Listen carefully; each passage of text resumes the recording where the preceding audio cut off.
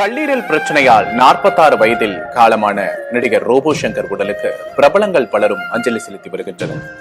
நடிகர் சிவகார்த்திகேயன் தற்போது ரோபோ சங்கரின் உடலுக்கு அஞ்சலி செலுத்தி வரும் காட்சிகளை பார்க்கிறோம். சின்னத்திரை நிகழ்ச்சிகளில் சிவகார்த்திகேயனும் ரோபோ சங்கரும் பல்வேறு நிகழ்ச்சிகளில் இணைந்து பணியாற்றி இருக்கிறார்கள். நடிகர் சிவகார்த்திகேயன் தற்போது ரோபோ சங்கரின் மனைவிக்கு ஆறுதல் கூறும் காட்சிகளை பார்க்கிறோம். உடம்பெல்லாம் வெள்ளி முலாம் பூசி மேடை நிகழ்ச்சிகளில் ரோபோவாக அறிமுகமாகி சின்னத்திரையில் பிரபலமடைந்து வெள்ளித்திரையில் நகைச்சுவை கதாபாத்திரங்களில் மக்களை கவர்ந்து வந்த ரோபோ சங்கர் நேற்று காலமானார். அவருக்கு வயது 46. ஏற்கனவே மஞ்சள் காமாலையால் பாதிக்கப்பட்டு உடல் மெலிந்து சிகிச்சை பெற்று வந்த அவர் படப்பிடிப்பின் போது மயங்கி விழுந்துள்ளார். இதனையடுத்து சென்னை பெருங்குடியில் உள்ள தனியார் மருத்துவமனையில் அவர் அனுமதிக்கப்பட்டார்.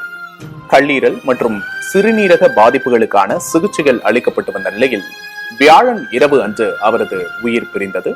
ரோபோ சங்கரின் மறைவு பல்வேறு தரப்பினரையும் அதிர்ச்சியில் ஆழ்த்தியிருக்கிறது.